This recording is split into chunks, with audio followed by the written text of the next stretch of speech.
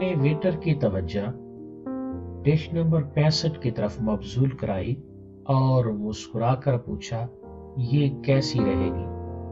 Waiter ने झुककर menu card देखा और मुस्कुराकर बोला, ये रायसीनिया है। ये हमारे रेस्टोरेंट की मशहूर तरीन डिश है, ये आपके लिए परफेक्ट रहेगी। वो उसके बाद सीधा हुआ और शाइस्ता अंग्रेजी में डिश के अज्जा और उसकी तैयारी के मराहल पर रोशनी डालने लगा। उसने बताया, डिश के चावल ब्राजील के कुदरती खेतों में कुदरती खाद में परवान चढ़ते हैं। जीरा चीन के दूर दराज इलाकों से मंगवाया जाता है। धनिया, दालें और नमक इंडिया से लाया जाता है। ये सारे अज्जा फ्रांस के नीम गर्म चश्मों के पानी में धोए जाते हैं। ये जापानी मट्टी की हांडी में डाले जाते हैं। इनमें मलेशिया का कोकोनट ऑयल मिलाया जाता है। डिश को हल्की आंच पर पकाया जाता है और खाना आखिर में बरतानवी प्लेट में डालकर मेरे सामने रखा जाएगा, वगैरह वगैरह। मैं इस नजीबुल तरफैन डिश के पस मंजर से मुतासिर हुए बगैर ना रह सका। मुझे महसूस हुआ मैंने डिश नंबर 65 पर उंगली रखकर अपनी जिंदगी का बेहतरीन फैसला किया। मैंने मेन्यू कार्ड फोल्ड करके वेटर के हवाले किया, लंबी सांस ली और कुर्सी के साथ टेक लगाकर बैठ गया। रेस्तोरां ग्राहकों से भरा हुआ था। मैं लोगों को खाना खाते, गपशप करते और कह कहे लगाते देखकर खुश हो रहा था। मेरा ऑर्डर 20 मिनट में तैयार होना था। मैं ये वक्त दाएं बाएं देखकर गुजारता रहा। मैंने बड़ी मुश्किल से वक्त पूरा किया। मुझे आखिर में 2 वेटर अपनी तरफ आते दिखाई दिए।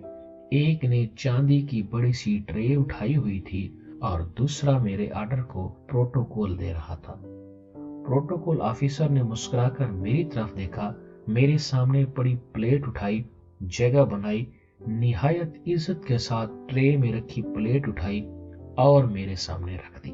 मैं इश्तियाक के आलम में प्लेट पर झुक गया। दोनों वेटर्स ने मुस्कुराकर मेरी तरफ देखा। इंजॉय योर मील सर, कहा और लेफ्ट राइट करते हुए वापस चले गए। मेरी प्लेट के एक कोने में खीरे की 2 काशें पड़ी थी। इससे 1 इंच के फासले पर सब्ज धनिये की चटनी थी और इस चटनी से 2 इंच के फासले पर 4 चम्मच के बराबर चावलों की ढेरी थी। मैंने छुरी के साथ वो ढेरी खोली, चावलों से कांटा भरा, वो कांटा मुंह में डाला और साथ ही मेरी हंसी निकल गई। अल्लाह झूठ न बुलवाए, वो रायसीनिया फीकी खिचड़ी थी और मैं खिचड़ी की इन 4 चिमचों के लिए 20 मिनट इंतजार करता रहा था। मैंने लंबा सांस लिया, खीरे की काश मुंह में रखी, कोका कोला का लंबा घूंट भरा, खिचड़ी, माजरत चाहता हूं, रायसीनिया को जहर मार किया और वेटर को बिल लाने का इशारा कर दिया। वो बिल की बजाय डेजर्ट्स का मेन्यू कार्ड ले आया और मुझे अनोखी अनोखी स्वीट डिशेस चेक करने का मशवरा देने लगा। मैंने निहायत शाइस्तगी के साथ माजरत कर ली। वो मायूस होकर वापस गया और बिल ले आया। मैंने बिल को गौर से देखा। मुझे कोका कोला का 1 गिलास 500 रुपए में पड़ा और 4 चम्मच फीकी खिचड़ी 2500 रुपए में। बिल में सर्विस चार्जेस और जीएसटी भी शामिल था। ये सब मिलाकर 4500 रुपए बन गए। मैंने पेमेंट की और अपनी सीट से उठ गया। रेस्टोरेंट के आधे अमले ने मुझे झुककर रुखसत किया। बावर्दी दरबान ने दरवाजा खोला। मेरी गाड़ी पोर्च में आ गई। मैं गाड़ी में बैठ गया। रेस्टोरेंट का बैरूनी अमला भी मेरे सामने झुक गया। मुझे बड़ी इज्जत के साथ रवाना किया गया। मैं रास्ते में सोचने लगा, ₹4,500 में 4 चम्मच खिचड़ी, क्या ये जुल्म नहीं? हाँ, ये जुल्म था। लेकिन मैं अपनी फितरत के बरअक्स इस जुल्म पर खामोश रहा। क्यों? ये मेरा दूसरा सवाल था। मैं मुंहफट आदमी हूं। मैं किसी भी फोरम पर कोई भी बात कह सकता हूं, लेकिन मैं इस रेस्तोरां में ये जुल्म चुपचाप क्यों सह गया? मैं खोजता रहा, यहां तक कि वजह का सिरा मेरे हाथ में आ गया। ये सब रेस्तोरां की मार्केटिंग का कमाल था। मार्केटिंग खिचड़ी को दुनिया की बेहतरीन और महंगी डिश भी बना सकती है, और इस डिश की जद में आने वाले मजलूमों के मुंह पर टेप भी लगा सकती है, और मजलूम के पास सहने के सिवा कोई ऑप्शन नहीं बचता। मेरी हंसी निकल गई। मुझे हंसना चाहिए भी था। मैं भूल गया था हम मार्केटिंग की इस एज में जिंदा हैं जिसमें टेलीविजन का इश्तार ये फैसला करता है मुझे कौन सा टूथपेस्ट इस्तेमाल करना चाहिए, मुझे किस कंपनी की चाय, दूध, चीनी, अंडे, शैम्पू, साबुन, डिटर्जेंट पाउडर, पानी, फ्रिज और एसी खरीदना चाहिए, और मुझे किस मोटरसाइकिल पर बैठकर ज्यादा फरहत महसूस होगी।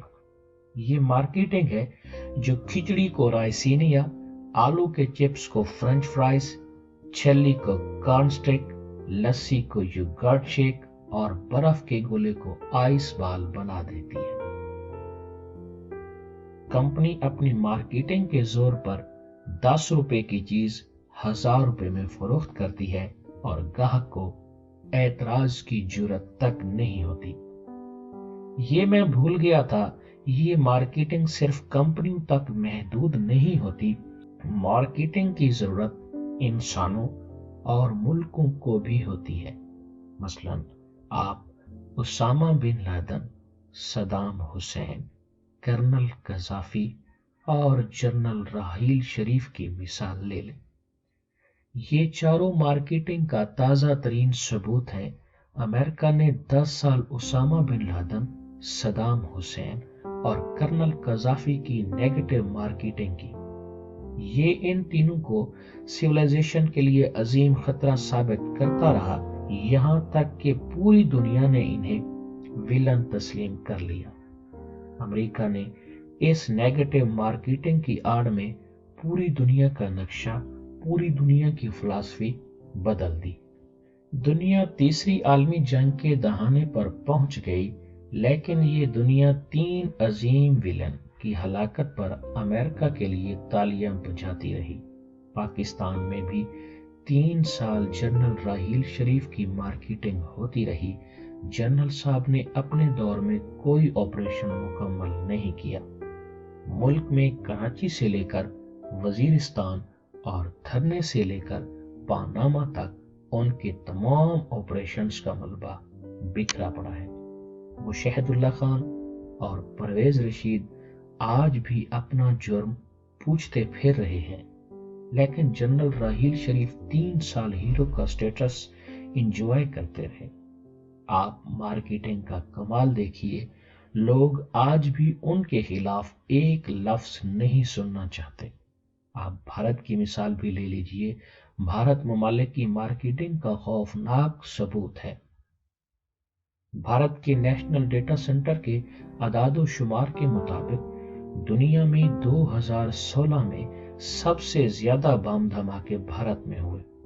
भारत की 10 रियासतों छत्तीसगढ़, मगरबी बंगाल, मकबूजा कश्मीर, केरला, मणिपुर, उड़ीसा, तमिलनाडु, आंध्र प्रदेश, पंजाब और हरियाणा में पिछले साल 337 बम धमाके हुए। ये तादाद 2015 के मुकाबले में 26% ज्यादा थी। 2015 में भारत में 268 धमाके हुए थे। इराक 2016 में दूसरे नंबर पर रहा, वहां 221 धमाके हुए। पाकिस्तान का नंबर तीसरा था, यहां 161 धमाके हुए, जबकि अफगानिस्तान 132 धमाकों के साथ चौथे, तुर्की 92 धमाकों के साथ पांचवें और थाईलैंड 71 धमाकों के साथ छठे नंबर पर रहा। भारत के अपने अदाद-ओ-शुमार के मुताबिक भारत में 10 वर्षों से हर साल औसतन 227 धमाके होते हैं। लेकिन आप कमाल देखिए, भारत इसके बावजूद शाइनिंग इंडिया है। ये दुनिया में सियाहत, मौसीकी, फिल्म इंडस्ट्री और स्पोर्ट का बड़ा मरकज है। वहां कॉमनवेल्थ गेम्स भी होती हैं, वर्ल्ड कप भी और आईपीएल भी। भारत में मैचेस के दौरान पूरा सूबा फौज के हवाले कर दिया जाता है, लेकिन कोई इंडिया की तरफ उंगली नहीं उठाता। जबकि तीसरे नंबर पर होने के बावजूद दुनिया पाकिस्तान को खतरनाक तरीन मुल्क समझती है। यहाँ 8 साल से क्रिकेट और सियाहत बंद है। दुनिया के खौफ का ये आलम है। आलमी बैंक और आईएमएफ के नुमाइंदे दुबई में बैठकर पाकिस्तानी हुकाम से मीटिंग करते हैं। ये क्या है और ये क्यों है? हमने कभी सोचा? भारत दुनिया में सबसे ज्यादा बम धमाकों के बावजूद क्यों शाइनिंग है, और हम तीसरे नंबर पर होने के बावजूद दुनिया का खतरनाक तरीन मुल्क क्यों है? मेरा ख्याल है हम मार्केटिंग में मार खा रहे हैं। हमारा परसेप्शन खराब है। हमें हर हाल में मार्केटिंग की अच्छी टीम चाहिए, एक ऐसी टीम जो हमारी खिचड़ी को रायसीनिया बना दे। और वो खिचड़ी कौन सी है? वो खिचड़ी स्पोर्ट्स है। हमें मानना होगा स्पोर्ट्स दुनिया की सबसे बड़ी हॉट डिश है, और हम जिस दिन क्रिकेट, हॉकी, फुटबॉल और स्क्वैश पर तवज्जो देंगे, हमने जिस दिन इन 4 गेम्स में अपना खोया हुआ वकार बहाल कर लिया, हम उस दिन दहशतगर्दी के बावजूद दुनिया की नजरों का सितारा बन जाएंगे। हम एक बार फिर दुनिया की तवज्जो हासिल कर लेंगे। चुनाचा मेरी हुकूमत से दरखास्त है, आप दहशतगर्दी की जंग को स्पोर्ट्स तक वसी कर दें। आप क्रिकेट को भी रद्दुल फसाद का हिस्सा बना दें। आप क्रिकेट के मामले में भी जीरो टॉलरेंस पॉलिसी अपना लें। आप यकीन करें, हमारी खिचड़ी को रायसीनिया बनते देर नहीं लगेगी। भारत की तरह हमारी सारी खामियां भी शाइनिंग क्रिकेट के पीछे छुप जाएंगी, और यूं पूरी दुनिया में पाकिस्तान पाकिस्तान हो जाएगा।